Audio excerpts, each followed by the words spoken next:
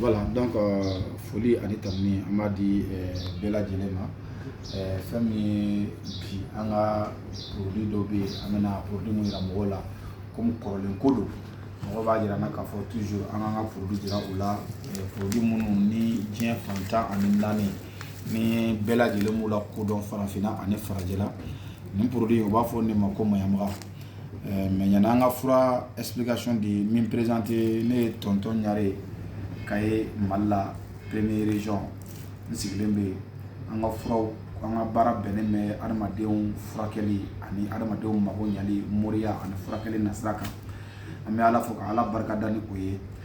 comme ça ngana wati be amajira mogola anga baraketa jira mogola na ya kafo bara ay sanga soro bara ay mogo magonya o bitay amena kuma yiri de kan yiri mais musuya guno yiri nanga ma ko secret des femmes o secret des femmes o de dofleni anyabala asenma ka ko mayamaga asenma ko spécial mayamaga wa ira ka fo mayamaga mbdb fortura ni spéciali mayamaga e fura jume musuya fura de do mayamaga yare fena ni ya fodro e akili misi jinga fo ko nan demso furula ame mogodo de sigu u kerefe no ye musolaka do musokoroba do mi cheko kalama mi se muso kala tukola cheko la sogonona na ani kenemana na mafuma ko mayamaga bamanangana o ni nogoya bakera furuso damine ka furuso nogoya furukela bolo min ta nyedon abi fodi mako mayamaga o fura do de flene anyo to de danna ni ne bi furu ja ka chene muso be bo muna ni fura ni ye ni soro kaba amaye ka fa nga muso chama me abi haketo kosebe kafunywa wakati ubi gel utiliser kafunywa wakati ko pour que kafunywa kaseka ja do rebe ubi babi mi do bi ubi geni mi do refene mi ubi jikala mi ko wala sa kaseka la waji soro kosebe mamuna unu chebina kafunywa wakati neba gel tui infection me ola ibeka babi munu mi babi kai me okasuma madola jikala mini o jiwulu no o fon nyini o kasuma madola nono jibo mini o kasuma ni yirimugu gere de yirimugu mi nabi la waji cheya kafu nyoya wati yirimugu mi ni ya dun i kanu nyogon wale kele i furu nyogon na kafura ife ka tula na tsika jin iko tuguni o be ni yirina kele ni yeni ta yiri ngateni to fura kele ntala farafi jir gere do ni dumuni ko eri nyekele nono na sogoma kami ka ke nono nyekele nono na wula fe kami shufe wallahi ni chem magarela abike nafo ni sadike jibe farkulu yorore de na ka bobo muna ebe nyigi imago bala tomna ebe muye ka fo nyuwa wati imago bala tomna ni bana be muso chamana ati da nyigi ni fena drama abi dengsetia abi muso infection be muso muna abi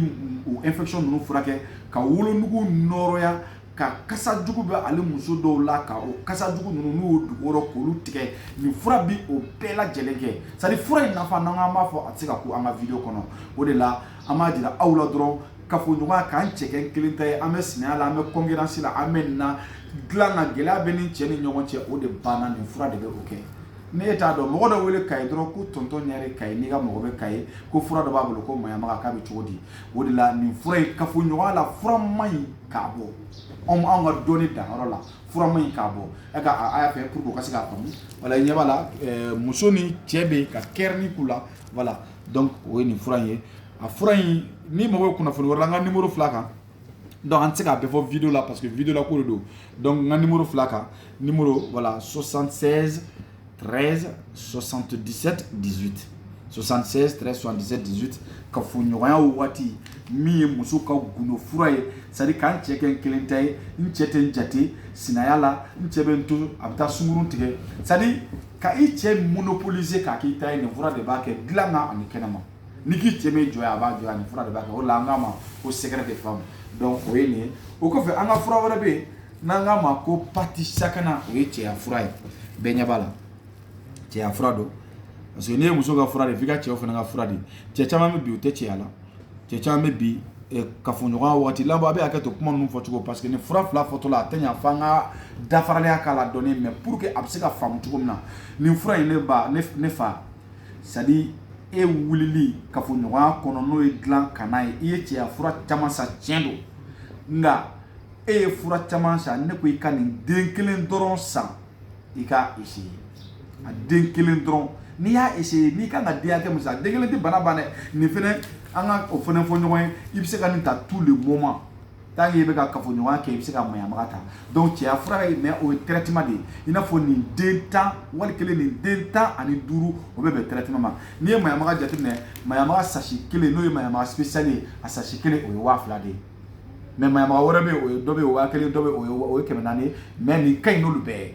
nin fanga ka bon n'olu bɛɛ ye c'est-à-dire a ɲa tɛ a fanga ka bon n'olu bɛɛ ye bon nin fɛnɛ cɛya fura ye nin bɛ feere 1000 nin tɛ fura ye k'a fɔ ko n'i y'a dun a bɛ mago ɲa i ye n'i y'a bila a tɛ mago ɲa i ye non o bɛ dépendre n balimakɛ e yɛrɛ ka traitement cogo de la n'i ye nin fura in n'i y'a ta i y'a ye i ɲɛ bɛ donnikɔrɔnin na kan i bɛ taa sɔrɔ cɛ dɔw bɛ yen i ma donnikɔrɔnin cɛ dɔw bɛ yen u ka teli i komi donnikɔrɔnin cɛ dɔw bɛ yen u yan'u ka kafoɲɔgɔnya yɛrɛ daminɛ kafoɲɔgɔnya la problème don a daminɛ na olu tɛ se ka cɛya fanga yɛrɛ sɔrɔ dɔw yɛrɛ bɛ yen n'u ye siɲɛ kelen kɛ u fari bɛ faga su kuturu bɛɛ u tɛ se ka foyi kɛ dɔw yɛrɛ bɛ se ka kɛ musoko yɛrɛ nege tɛ u minɛ dɔw yɛrɛ fana bɛ se ka kɛ n'u ye a daminɛ c'est-à-dire a wulili yɛrɛ ma nɔgɔn donc ka cɛya ka wuli i sago la ka fanga d'a ma ka traitement kɛ ka ban bana fɛn o fɛn bɛ cɛya la ka traiter ka ban ka cɛya kɔnɔna ko k'a jɛ pasi pasi ka rein ko ka rein nettoyer o de nin de b'a kɛ an b'a fɔ nin ma ko pati sakana a bɛ lawaji cɛya a bɛ denkisɛ cɛya a bɛ dɔ fara cɛ cɛya fanga bonya kan a bɛ dɔ fara cɛya fanga bonya kan